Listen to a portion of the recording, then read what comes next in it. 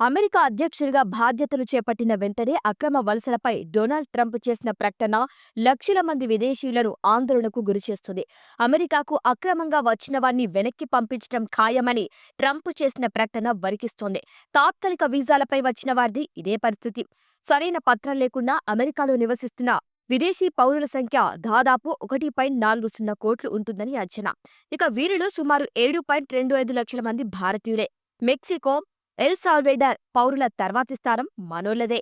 అలాగే అమెరికాలో జన్మించిన విదేశీయులకు జన్మతహా లభించే పౌరసత్వాన్ని రద్దు చేస్తూ ట్రంప్ కార్యనిర్వాహక ఉత్తర్వులు జారీ చేశారు. దీనివల్ల కూడా ఎక్కువ మంది భారతీయులకే అమెరికా జనాభాలో దాదాపు 50 లక్షల మంది భారతీయులు ఉండగా వీరిలో మూడవంతు మంది అక్కడ పుట్టినవారు.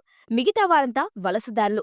తాత్కాలిక వీసాపై అగ్రరాజ్యానికి వెళ్లి గ్రీన్ కార్డు కోసం వేచి చూస్తున్న వారికి, పుట్టిన పిల్లలకు ఇకపై అమెరికా పౌరసత్వం లభించదు. అక్రమ వలసలను అడ్డుకునేందుకు సరిహద్దుల్లో ఎమర్జెన్సీ విధించి మరిన్ని బలగాలను మోహరిస్తామని ట్రంప్ ప్రకటించారు.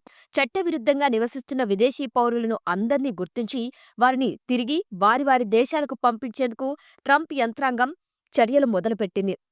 ఇక ఈ విషయంలో భారత ప్రభుత్వం కూడా ట్రంప్ సర్కార్తో కలిసి పనిచేసేందుకు సిద్ధమైనట్లు తెలుస్తోంది.